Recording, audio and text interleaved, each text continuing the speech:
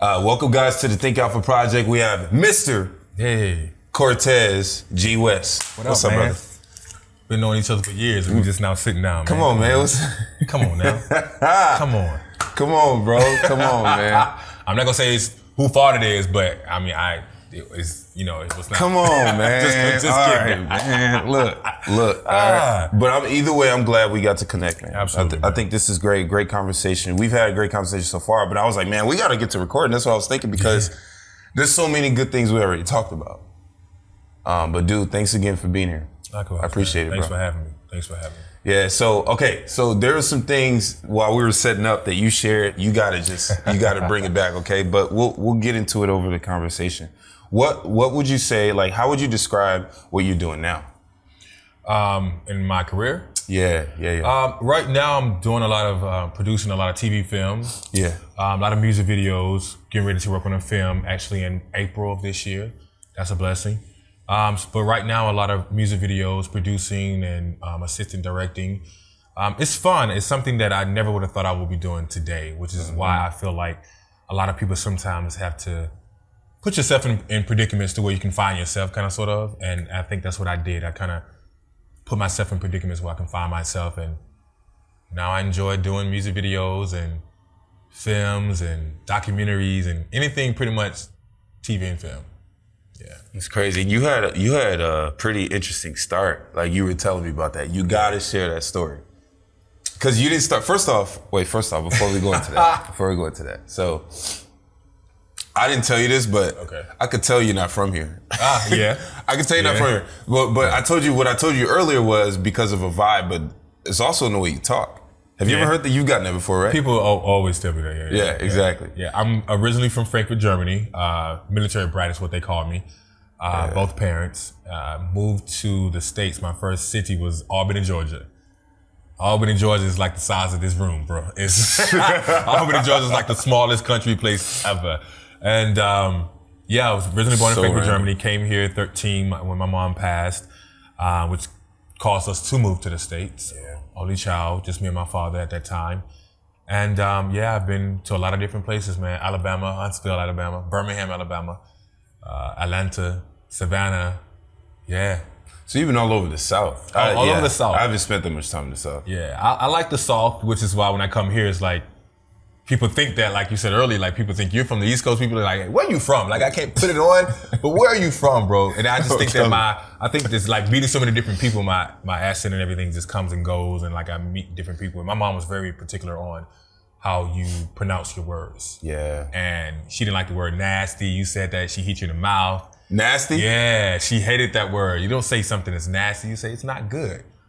You don't say someone is ugly, you say they're unattractive. Okay, I see what she's you don't classy. cut off the light, you turn off the light. She's classy. My mom was what they call on the East Coast an Eastern Star. I guess it's kind of like the Masons too. No, that is. Yeah, right. Yeah, my mom was an Eastern Star. Wow, that's cool. Yeah, my mom was. That's really cool. Yeah. Wow. Yeah. So she knows about wow. Only because like this isn't related at all. I mean, it's kind of related, but so the fraternity I'm in a black fraternity. And a lot of the precepts, a lot of the kind of the way we do things intersect. Yeah. You know, so I learned a lot about like Masons, Eastern Star. So that's just why. That's another topic. That's funny. See, small world, bro. Yeah, I know. That's crazy, man. That's crazy. Small world. So then you came to LA, but what happened, bro? Like you weren't always in film, were you? No, actually, I was in sales and marketing when I was in Atlanta. I was in Atlanta for like 6.5 years.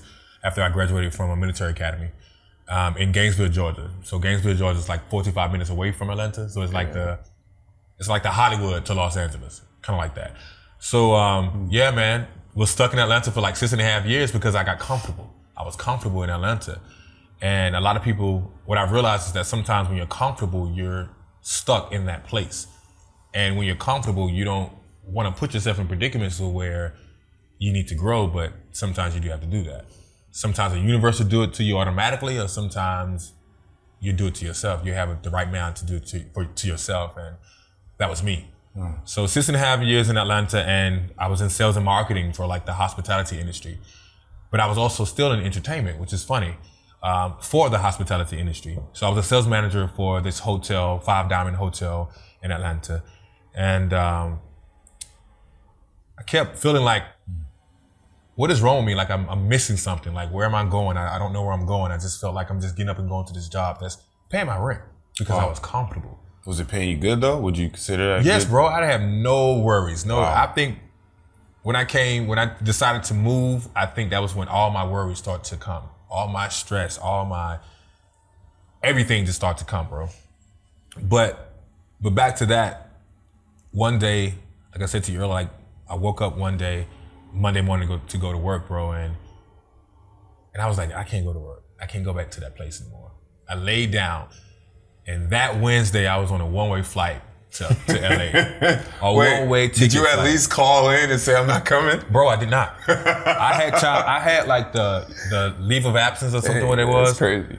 And I actually lied to them. I told them, I was like, yo, I'm going to check on my father, blah, blah, blah. I'm going to be going for like 2 weeks. I had 2 weeks of leave absence or something? Leave absence, yeah. And which is funny because my director of sales, she didn't believe me.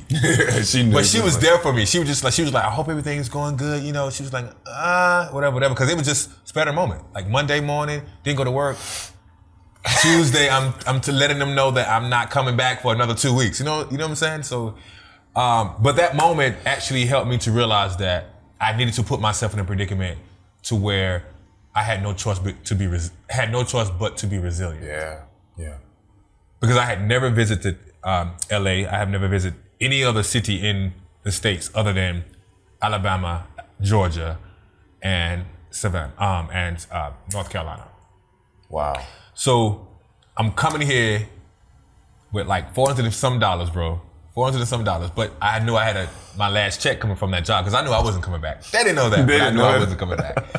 So I get to LA, bro, and I come here actually thinking that, you know what, I'm going to get in the industry of entertainment. I am, because I know I'm made for it. And everyone kept telling me that. But then I had to watch that and realize that just because everyone kept telling you that you need to be in this industry doesn't mean that you really have to be in that industry in the way they see you. Huh. And they saw me modeling. They saw me in front of, like, being on a show or being on TV or something of that nature. And I never saw myself in that way. But everywhere I went to, I had these people telling me, yeah, I want to put you in front of the camera. I want to put you in front of the camera. I could do it because I'm not going to look stupid. I'm going to do it. You know what I'm saying? You know, but I had to do those things in order to build that network of people that I know now. And a lot of people don't think that's, you know, sometimes you do have to do things that you don't want to do in order to get the black book that you need, the black book contacts that you need. Like, I've done stuff that people think people back in Atlanta think I'm rich. Because I do things and that people may not have the opportunity to do it, but that don't mean I got paid for it. Right. Or that don't mean I got paid enough to pay all my bills and still look flashy on Instagram. You know what I'm saying? But I think that's most of Instagram though. It's more about looking. Absolutely. Yeah. But then you go to their house and their house they're living with 4 other people. You know what I'm saying? So for me, I came to LA with, you know, an objective. I just didn't know what that objective was. I still didn't know what I wanted to do. And I remember you asked me earlier about how did I get, you know, because I was hosting and doing red carpets and, you know, TV personality for a long time when I first got here. And I remember getting in a studio. I was in the studio and I had no furniture, sleeping on the floor.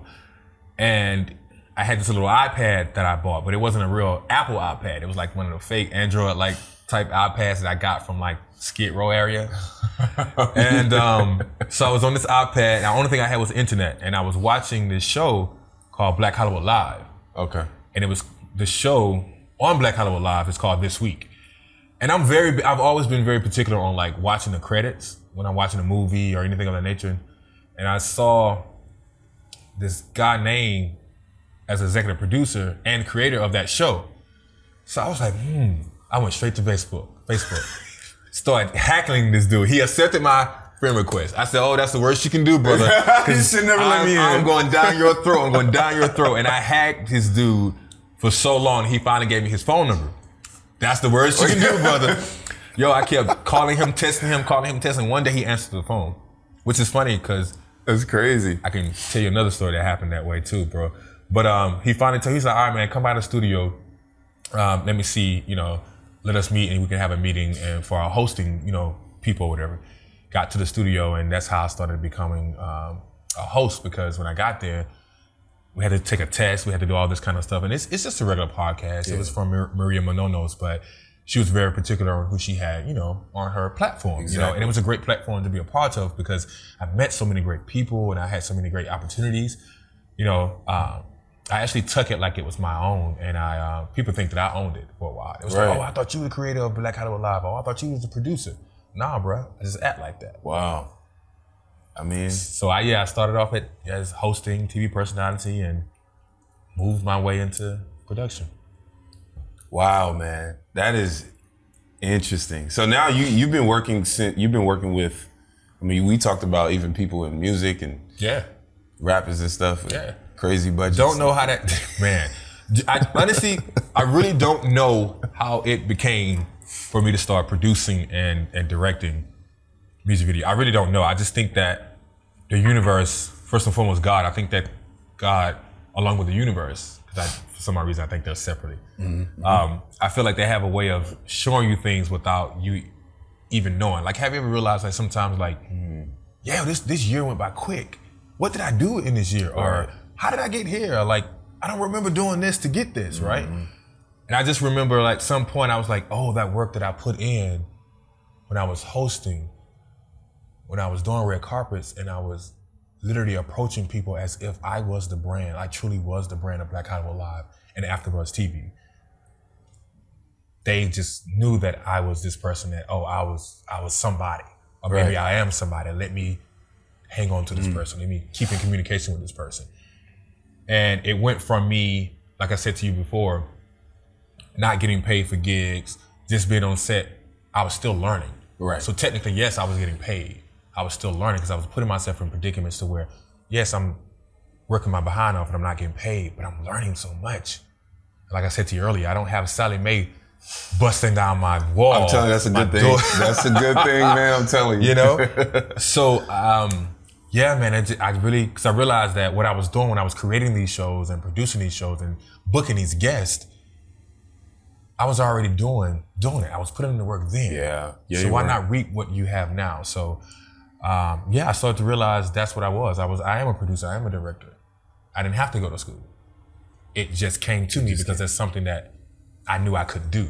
And your passion, some people always say, well, what's your passion? I feel like your passion is something that you think about constantly.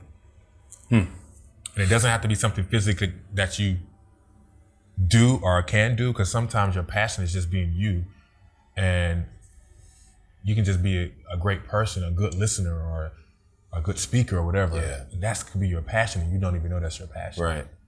But when you tap into it, that's when I feel like it's like I said to you earlier, an aha moment. Yeah, One of those Oprah moments where it's like, I gotta tap into this. Yeah, I tell you, right. Yeah. Exactly. Yeah.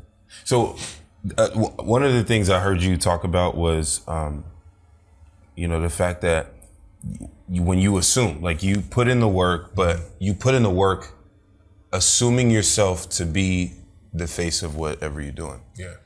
And I feel like that's what a lot of people are missing today, is a lot of younger folks, for example, who they're trying to be something, but they think they have to go to school. Or, I mean, obviously in the case of being a doctor, if you're gonna be a medical doctor, you gotta go to school. But if it's any other thing, it's you never waited for something to be handed to you. Yeah. You went out and you persisted. Yeah. You went out, you did it. Like, what would you say you believe, or what would you say is missing, like, for people like that who want to accomplish what you've accomplished so far, that they need to know? I feel like the right kind of no is sometimes the right kind of yes.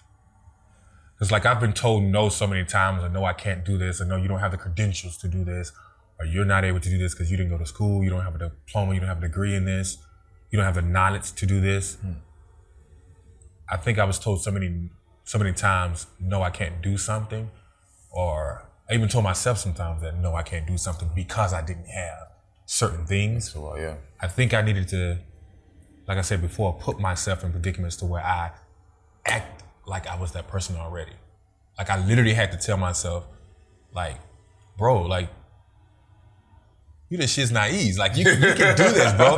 If you can think about this, if you constantly thinking about something, if you constantly thinking that, oh, this lighting is not like this lighting. Oh, it would have been better if she would have turned just a quarter this way. Or it would have been dope if they would have did this move instead of that move. Like that's creative direction. You know what I'm saying? Yeah, that's someone that's visually has a vision to see something and say, well, this probably would have been a little bit better if blah, blah, blah, blah. Right. You know? And no, I'm not a dancer. No, I didn't go to school for none of this stuff of that things of that nature. But I kind of feel like everyone on this earth is a gift and has a gift, and we're on this earth for a reason. So I kind of felt like when I see, why am I always? I wouldn't say judging some people or whatever, but every time I see something creative, I'm always in my mind. I'm thinking, how can I?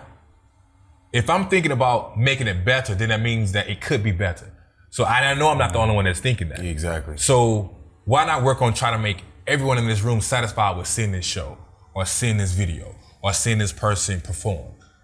How can I make every single person in this room feel good? And I started to research more things about how the mind works, how emotions work, how what we see work. Right. And a lot of people don't know this, but color means something. Color means everything. Like if you ever notice, every single fast food restaurant uses the color red and yellow. Those colors mean hungry. It makes you hungry. It makes you think about food. Those colors make you think about food. Huh. Another example would be you go to a grocery store. It's set up for us to physically, visually see something and take our mind there. Right. That's why they put all the produce around the edge of the grocery store and put certain things in the middle of the grocery store. You know what I'm saying? And then like they have like, you know, top shelf, bottom shelf, middle shelf. Those products that are going to that store and say, hey, I want my product on this shelf. Well, which shelf do you want it on? Because this shelf is going to be $100 million. This shelf going to be $50 million, or this shelf can be $20,000. It just depends on what, you know what I'm saying? So it's like everything in life, especially when it comes to marketing, is done for a reason. Same thing if you listen to the radio and you're like, well, I'm so sick of this, listen to this song or this commercial over and over again. That company took the money and said, I need to be on this spot. What is your most spots? So when people are listening to you, I need to be here, I need to be here, I need to be here. So I always think about stuff like, why is this happening? Why am I always hearing this? Why am I always seeing this? And I started to research the back end of stuff, and I started to say, oh, someone really tapped into learning the human senses. Yeah. And saying, okay. And psychology too. Boom, boom, boom. Yeah, we have to do this way in order for people to really see it. Yeah. To get this response. Right. Yeah. And that's why Instagram went and did the whole algorithm thing, because they felt like, okay, if we do that, that means that we can get more money off of sponsors posts. When you have to pay for your post to be seen. Money. You see what I'm saying? Mm-hmm. So it's all about just really knowing, you know, how people feel. So for me, for a long time, I was like, yo, if I'm feeling this way, if I'm feeling like this could be better, then why not help make it better instead of complaining about it? Perfect example would be BET. I do not like BET Productions. Again, I do not like BET Productions. Straight up. But at the so same wait, time, you gotta explain that. Because you don't like BET Productions. What do you mean? What do you mean by well, like certain shows or in general? Okay, I worked on BET Awards twice.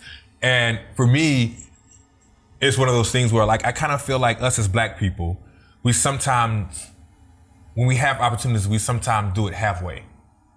Okay, and we don't take the time to, we don't support, sometimes we really don't even support each other. You know what I'm saying? It's kind of hard. Like if I want to build something and I need my community, I need my race to help me with something, I have to do so much in order to prove that it's going to be successful, or I have to do so much of chasing people in order for them to be like, you know, maybe I'll help you out. You know what I'm saying? Yeah. Do you know how many other races, how many times they invest into each other and it fails, or even it succeeds, but they don't, you know what I'm saying? I may not like you if I'm another race. I may not like you, but if I see that your business plan is together and I feel like it can make some money, I'm going to invest in you. Mm-hmm.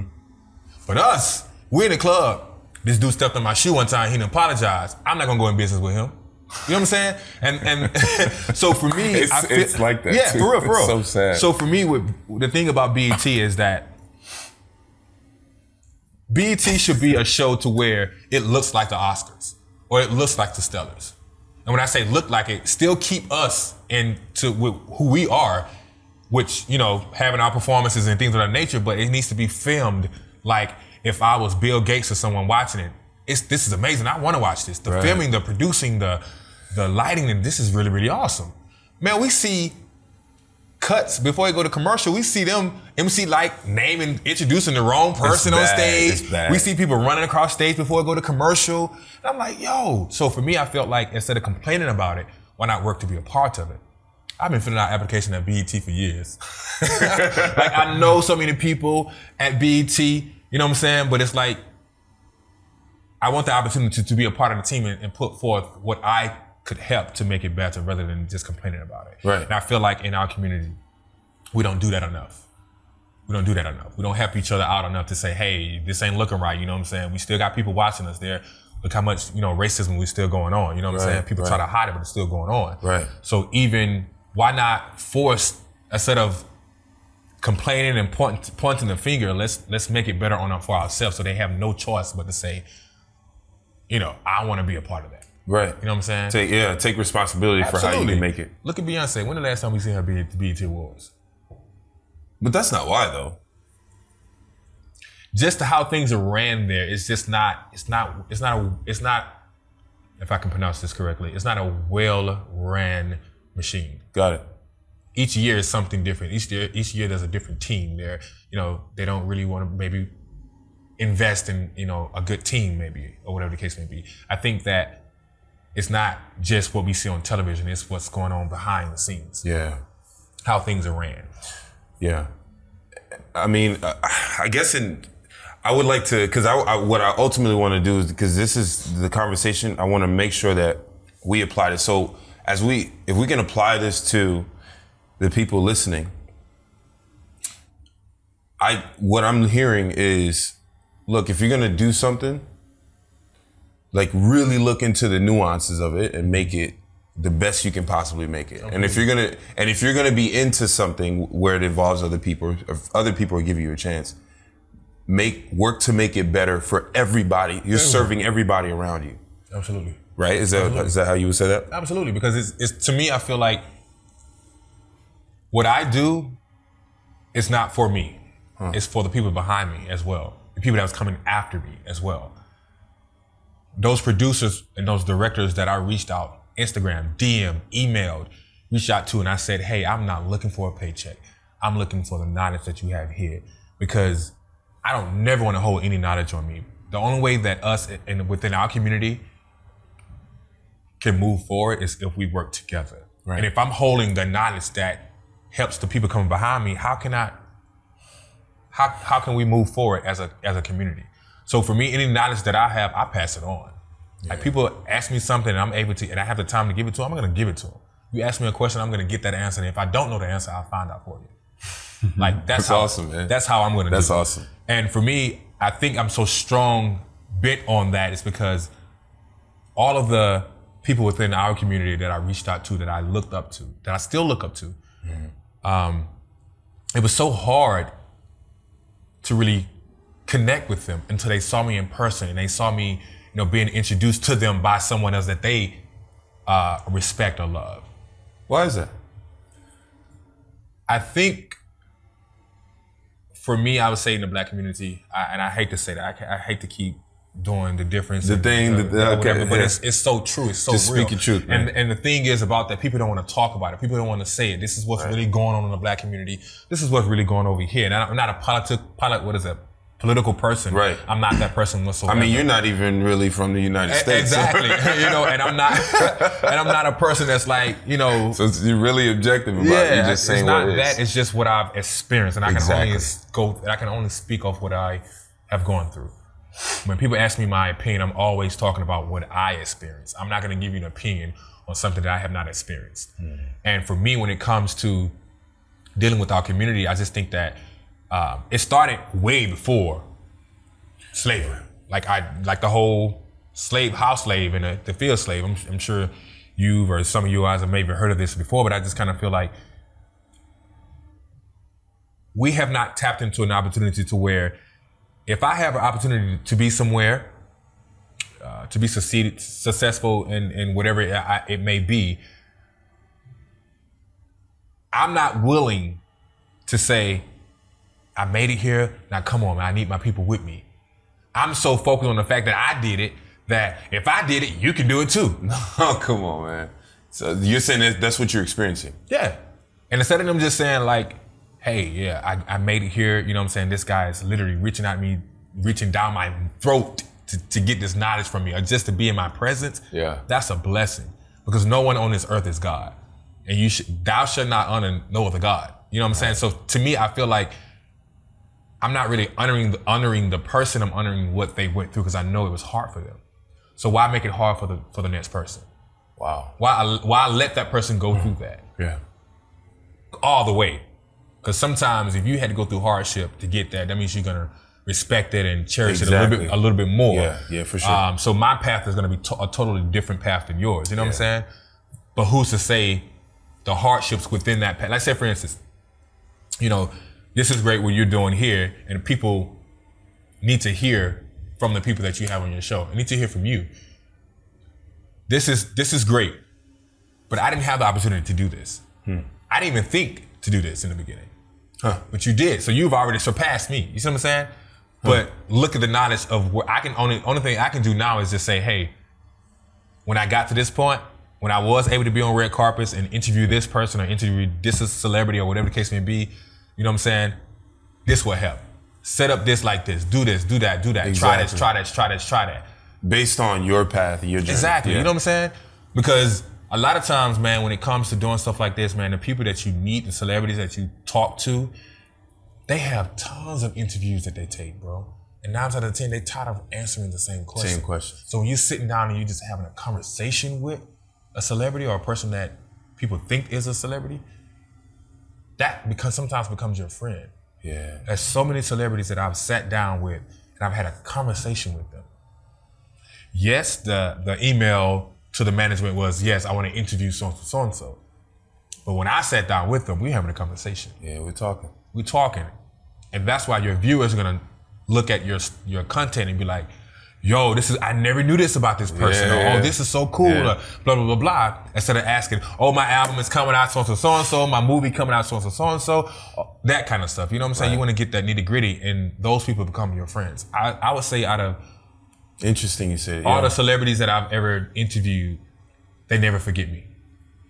And I never forget them, of course, but they never forget me. They were like, even if they don't remember my name, they always remember, oh, I remember you on the Soul Train Awards. I remember you had me in the studio. I remember you had me here, da-da-da-da. How's it going? You know, blah, blah, blah, you know? So yeah, it's a blessing. I just hope that us as a community can continue to, what I like to say, pay it forward. Right. The biggest thing I'm saying is pay for it. It's funny because as far as, and thank you once again for this. I mean, this has been, like I told you, this has been a gradual step-by-step improvement. It's like, I just have improved an inch at a time. I was telling you this earlier too, that it was like the way I started completely from audio first. Yeah. It was all audio. And then my first project manager, she was like, you need to be on video. So I had the first video. But the first video, one of the angles only recorded 10 minutes. Yeah. You know? And then, so it's like, okay, then now I was like, oh, I didn't know these cameras overheat. Yeah. And then now I got to get a better camera. So it's just step by step. It was all trial and error, man. But, and that's when I try to tell a lot of people is that, listen, if you're trying to wait till you be perfect, forget it. Absolutely. Forget it. And I was just actually telling my friend this last night. I was like, dude, you keep trying to learn everything you think you have to learn everything in order to jump in. No, you have to, what's my first step? Okay. And then you jump into that first step. You become your best self when you hit rock bottom sometimes. Oh, man. And I've hit rock bottom so many times, even if it was,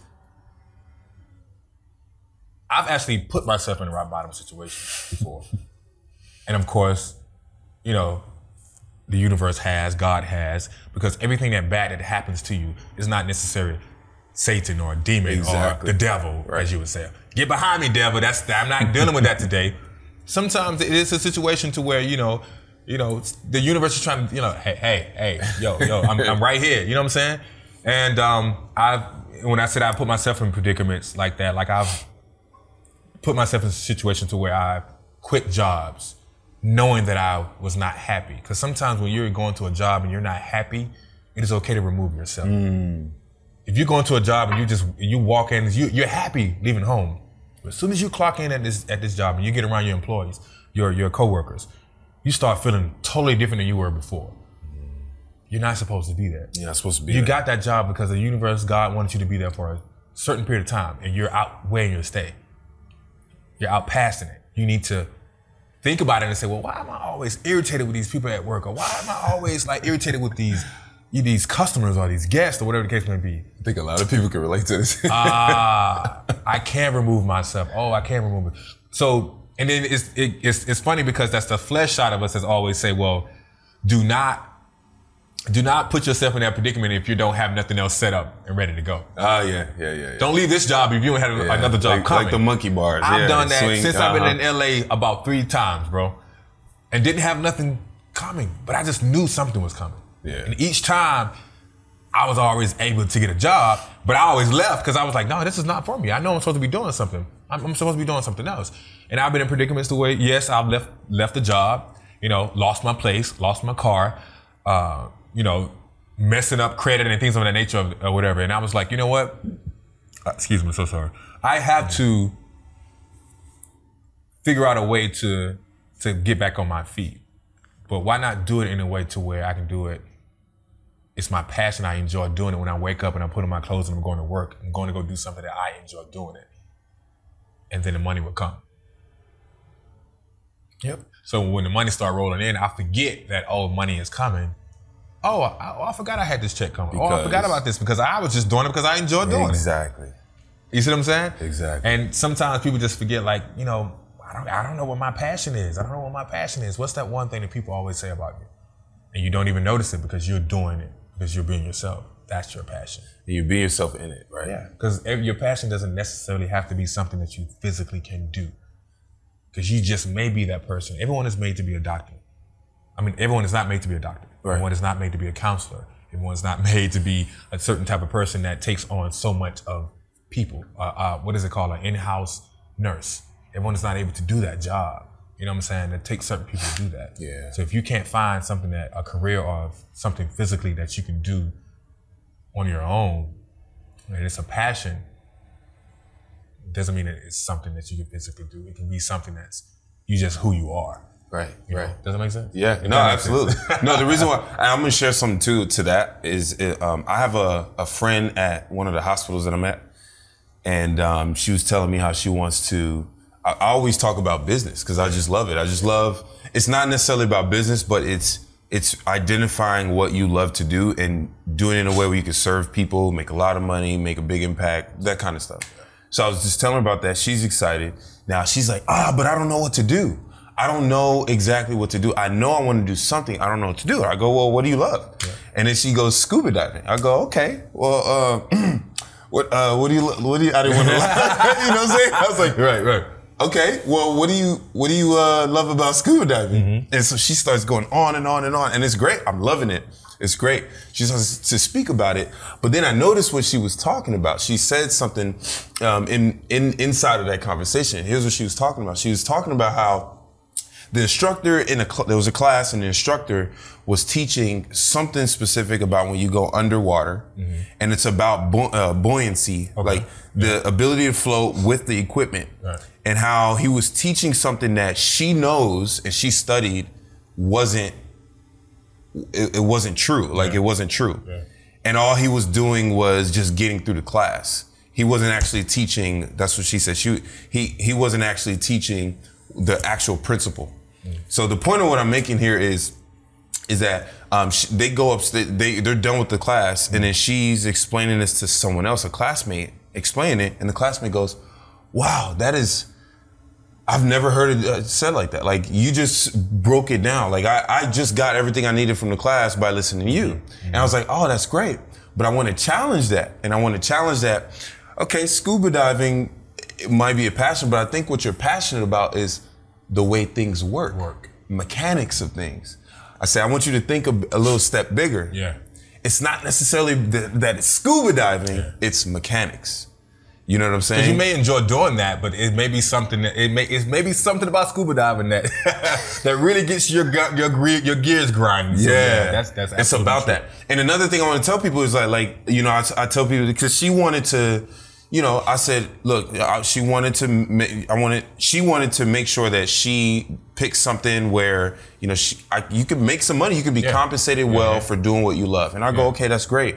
But I don't know, currently, I don't know of a way that you can really leverage scuba diving. As of now, I don't know, unless you create a physical product. I'm not gonna say she needs to, but I kind of feel like people sometimes need to get out of their own way. Yeah. Because when you do that'll actually help you, because you may be the person that, like you just said, you don't know how she can leverage off of that. She may be that person that does that, and he doesn't know. Yeah. You know what I'm saying? You're right. When you don't have an idea of what to do, and you sometimes just release and say, I'm gonna at least put forth an effort, then that's when it's gonna come. It has to. It has no reason but to come. I love that. Let me put forth an effort, because I would rather leave this earth saying that I tried rather than I regret that I didn't try. You know what I'm saying? Because if it failed, that means that's something that, oh, okay, I know not to do that again. If the stove is hot and my mom told me it was hot and I touched it, I'm not touching this stove. Touching that damn stove, man. You know what I'm saying? So if I started something to try, I put forth an effort to do something and it failed, I'm not gonna stop going towards the mark.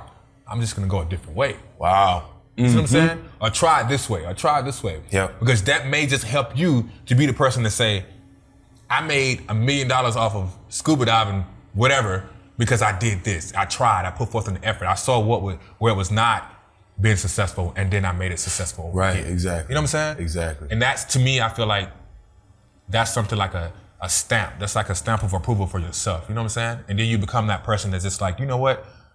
I can do anything I put my mind to or whatever, but you also can do anything you physically put your hands to. You know what I'm saying? Like if I'm gonna touch this, I'm gonna make it whatever it is that I want it to be, then it has no choice but to see.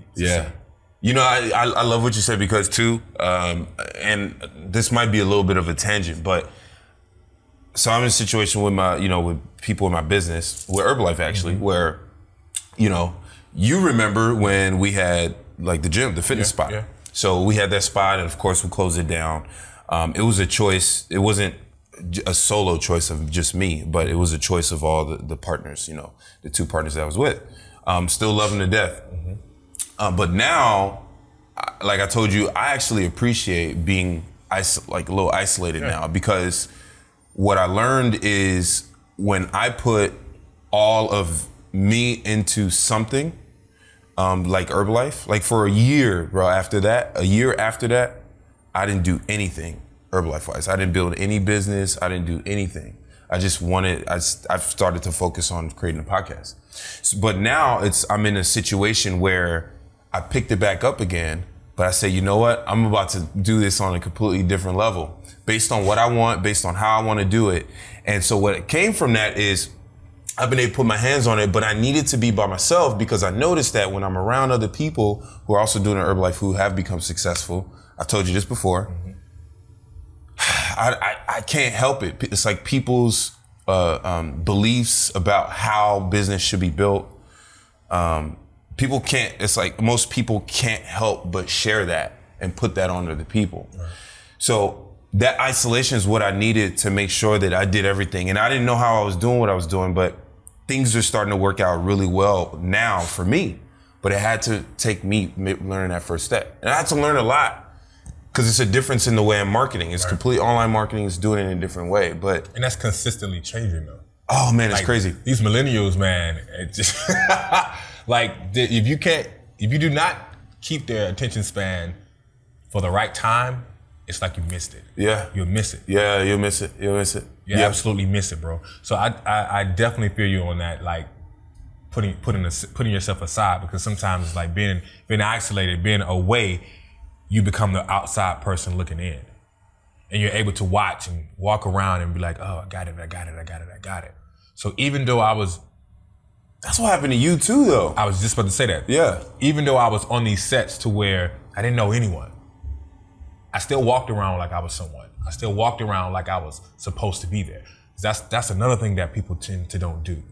they kind of wear their feelings on their face and on their shoulders. It's an aura. If you know that you don't know what's going on around you, but if you just act like you know, no one is not really gonna mess with you because somebody's always watching you, people play. So I would be on these sets, bro, and I would just walk around like I know what I'm doing. Walk around like I know what they talk about. If someone say, "Hey, go bring me that stinger." Okay, I would walk. Maybe I would just walk and say, "Who can I ask what a stinger is? Who can I? Hey, bro, what's a stinger? Hey, you seen the stinger over here? Nah, man, but that's one right there.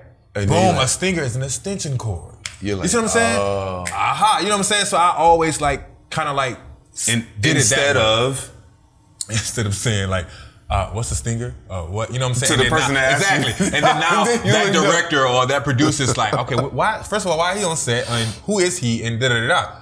And it got to a point where I did that so much that I also was doing my homework at home. Oh, that's awesome, man. Even though I was putting myself in predicaments like, I am this person, I was still doing my homework at home. So when I got on set, there's so many different roles that takes a production to happen. Some people you may think that, I want to be a producer, but you get on set and you're like, oh shoot, I actually like directing. Oh snap, I actually like being an AD. Oh snap, I actually like being an AC. And I'll give you the abbreviation of those. So AD is assistant director. Yeah. And that's pretty much the person that's really moving along the set, the set, making sure the talent is there when they need to be there, making sure the time is moving along and we're not gonna run over on time, things of that nature. The director is just the person who came up with the creative, the treatment, right, and wants to make sure that the vision comes to life. Right. An AC is the assistant cameraman. It's the person who actually is making sure that the frame is in focus and making sure things are happening, making sure that the actual shot is looking good. Yeah. So for me, there's so many different type of roles on it that makes a production happen, that even though I knew I loved production, I didn't know where I wanted to be in production. Got it. And I'm still saying that, oh dang, I really do love assistant directing more than producing. Producing takes a lot of logistics to happen. It takes a lot of coordination, a lot of communication, a lot of, you can't drop the ball. It's like a manager role. Pretty much, actually, producer is the boss. A lot of people think that the director is the boss. You always see something and it says directed by. You never really see the producer name. Right. But the producer is the one who hired the director. Right. So the producer is actually the boss. You know what I'm saying? And the director is just someone who came up with the creative of this treatment that we're watching or the story that we're watching. So it's not really the director who's the boss, it's the producer. You know what I'm saying? So for me, man, I just feel like I said before, I think sometimes you have to put yourself in a predicament to where you have to find yourself. Force yourself to find yourself. Because if you're not self-motivated enough to do that, then you're never gonna find who you really are as far as what you really wanna do and how you wanna get there. So if you keep asking yourself the question of, I don't know how to do this, I don't know how, it's because you're not taking a moment to say, hey, let me try to do my homework. Instead of just waiting for someone to hand it to you or give you the information. Because you're comfortable where you are now. She has a job. It's paying her rent. She has a car. She has this, you know what I'm saying? Yeah. But she's not happy. Because if she was happy, she wouldn't be asking about something else outside of that. Yep.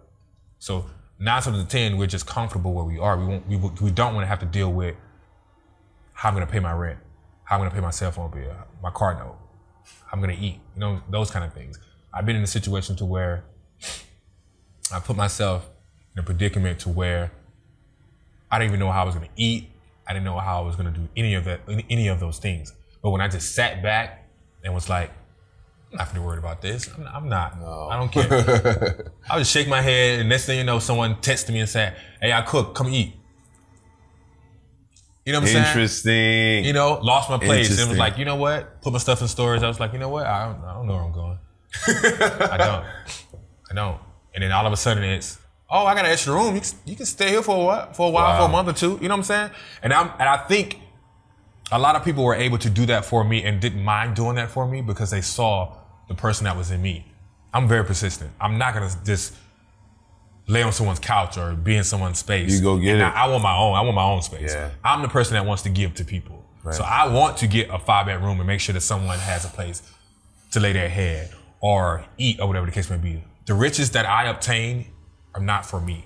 than for the people that are around me. Oh. My friends become my family. Right. Right. And speaking of that, you don't have like you don't have much family. I met my mom's family, my mom's side of her family, at her funeral, and I was 13 years old. So after the funeral, I had to go live with people that I didn't know. And the people that they were married was my mom's brother and his wife. She couldn't have kids. And now she has a 13-year-old in her house. You know what I'm saying? From that, and me living with people that I don't really know, is kind of like, that was really hard for me. So from 13 to 18, I actually ran away when I was 16. From 13 to 18, I went through dealing with people and dealing with different type of people and learning how to be a friend to someone, be a brother to someone. And I've gotten to the point now where it's okay for me to be like, to say no to people.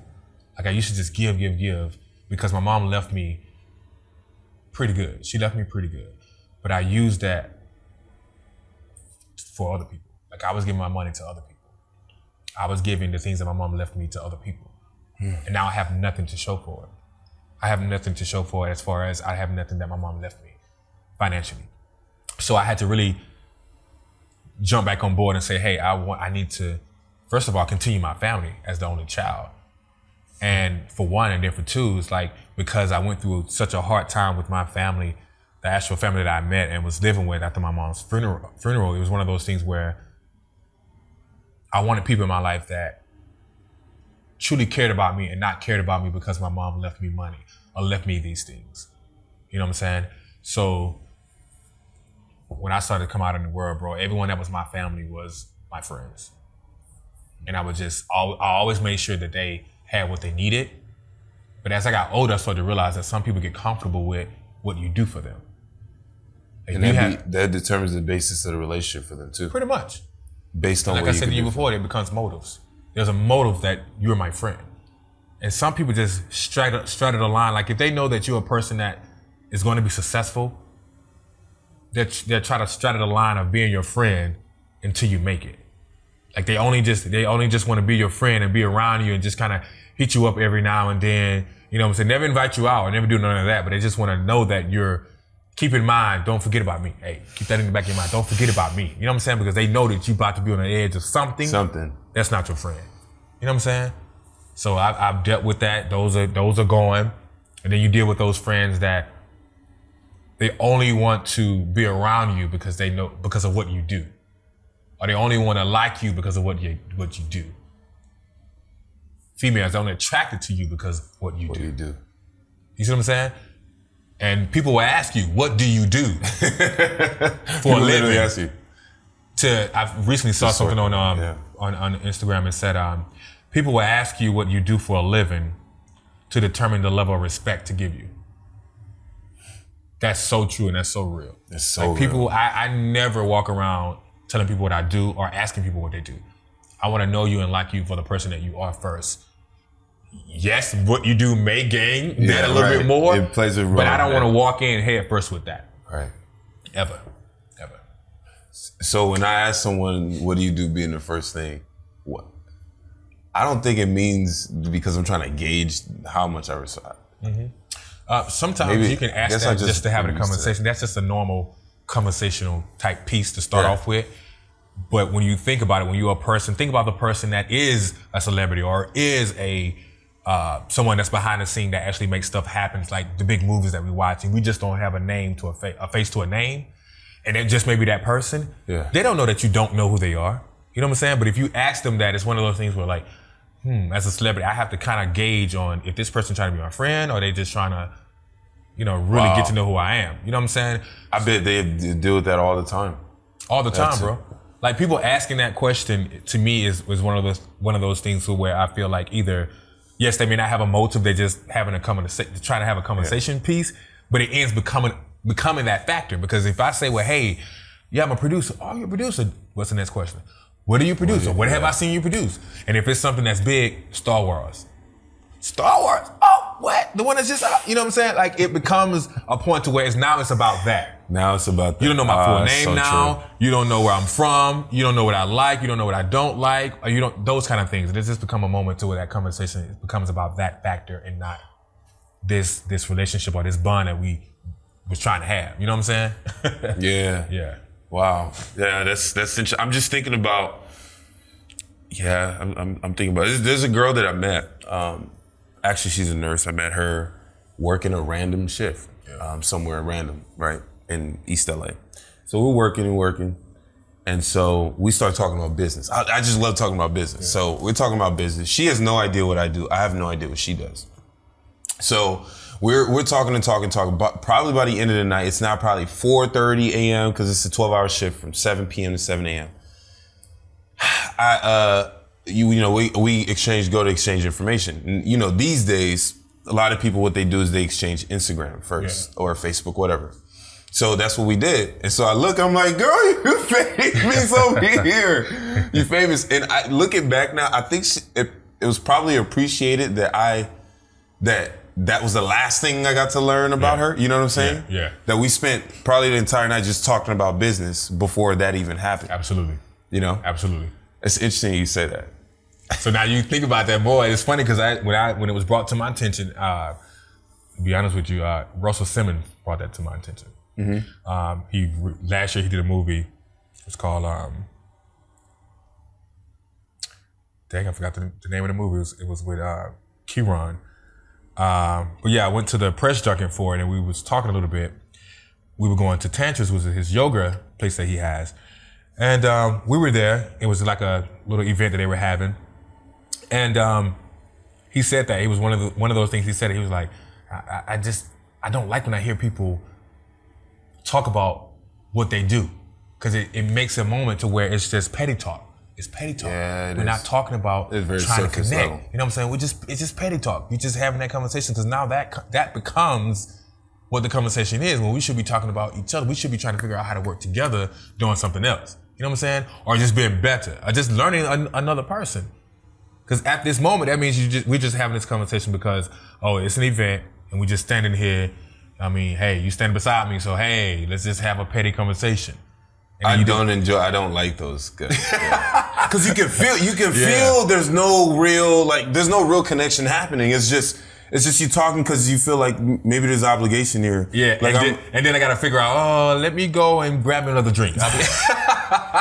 You gotta come up with something to leave the conversation, bro. Yeah, that's annoying. But when you have a conversation with someone and you guys are really finding out something maybe it may be sports, it may be a team that y'all like, that's my team. You start talking about that, you're connecting that way. You connect. You know what I'm saying? Blah, blah, blah. And then y'all start talking about maybe later on down the line, your occupation. It makes it a little bit easier on the fact that, okay, I don't feel like this person is trying to have a motive to be in my circle or be around me because of what I do. I get that. You see what I'm saying? Like even with my followers, like I never call them fans or anything of that nature. I say supporters. Oh, right. That's because awesome. To me, if you're still following me after so long, that means you are really truly following me. So that's why Instagram says followers, because you're truly following me. That doesn't mean that you're my fan. You know what I'm saying? You just probably connect with me because you probably have been around with me, and then you watch my Instagram and you see that they sync. I never want to be that person to where I'm not the person that you see on Instagram. Oh, that's awesome. That's awesome. You see me posting by this i8 BMW all the time, but then you saw me at In-N-Out in a Honda Accord. You see what I'm saying? Like that doesn't add up. You know what I'm saying? Don't add up at all. It just doesn't add up for me. So being true to myself first is always one thing to where I walk into situations now and I'm like, if I'm true to myself, then people will see that automatically. Right. And then I have no choice to just be me. Just be me, and then everybody is just gonna fall on. That's just like if you're uncomfortable with something that you have on. I'm gonna see that because you're uncomfortable with something. I'm gonna see it. So if you're just walking around and you're comfortable with these floral pants on, I'm gonna be like, oh, that's dope. Cause he fly. Just cause, cause I'm comfortable in it. You know what I'm saying? Mm-hmm. Have no choice. Yeah. It's more, what I'm getting from here too is that it is really more about what you put out. Like, what you create, the feeling you generate inside of yourself, the feeling of confidence, the feeling of, even though I'm in a place where I'm not familiar with, or I don't know too much of, I know who I am and I know what I'm here for. Yeah. And it's like, when you put that out and you walk like that, you could be a newbie and people respond to that. Absolutely. People respond more about your energy. Absolutely. Same thing I was saying about being on set. It's like, I'm on, sets that darn well I don't know what I'm doing, you know what I'm saying? And I don't know, but I'm in my head, I'm gonna walk around like, what you need? You okay? That kind of stuff, you know what I'm saying? And I feel like even with the celebrities that I've worked with, awesome, man. Even with the celebrities that I work with, they're always just like, some of them still actually ask for me. Even if they go to another production company, they always say, hey, can you get this AD, or can you?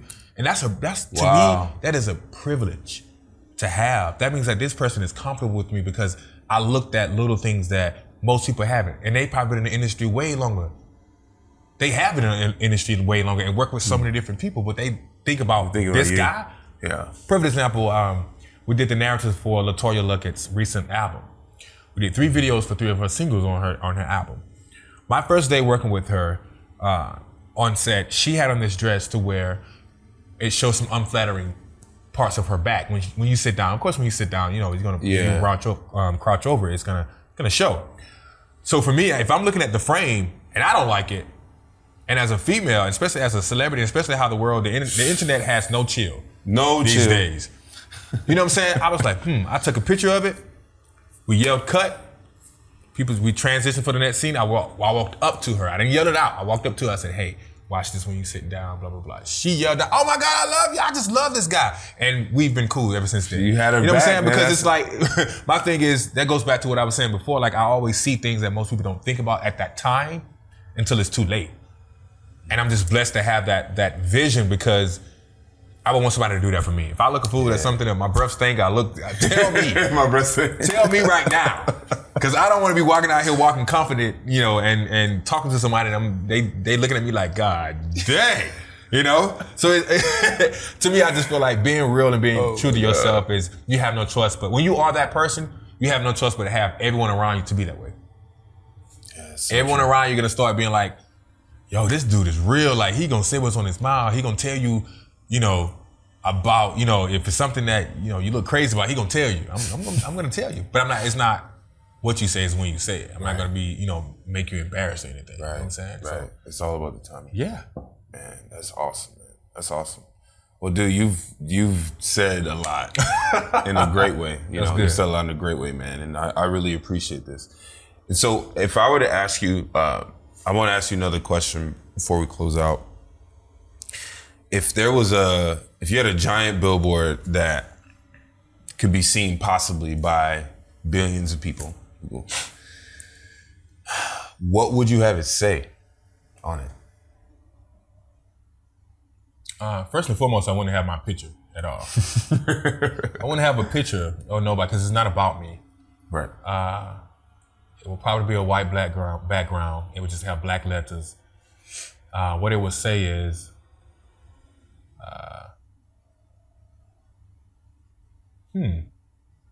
Take time. I have plenty of different things that I. you gotta get the one that comes to you first. I think I would go back to the fact that, because I have been told no so many times, I would definitely have to have it say, the right kind of no is sometimes the wrong kind of yes.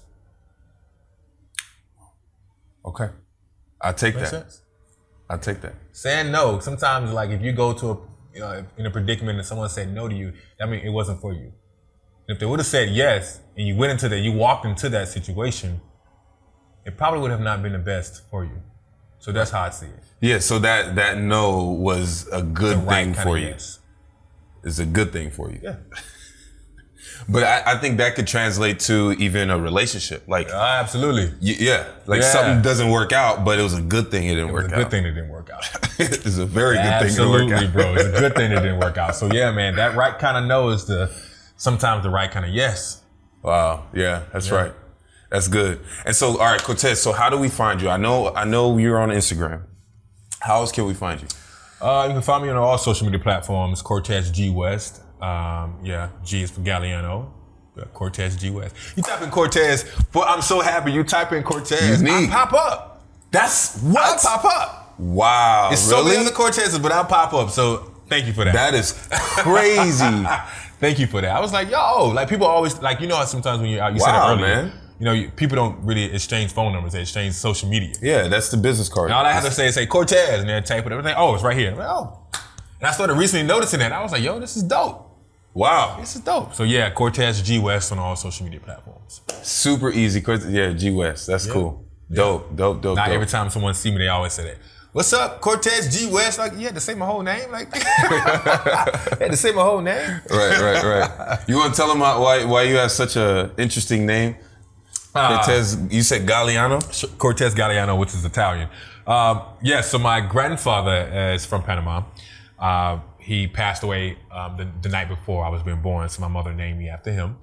Galliano comes from my great-great-grandfather's side, which is Italian. Which is funny because you look at me, I'm looking like people are like, oh, but you so black. Exactly. Of course, black is a dominant, it's an alpha race. So, my dad's side, my grandmother's side, all black side. Yeah. And my mom is what you call Latina. Yeah. Yeah, man. Cortez West. And then so it's a mixture of all of it. It's a mixture of all of it. All of it. It's great. It's a good thing, man. It's a good thing. But dude, I just want to acknowledge you. Before we close out, I just want to acknowledge you, man, because we've had great conversations years ago.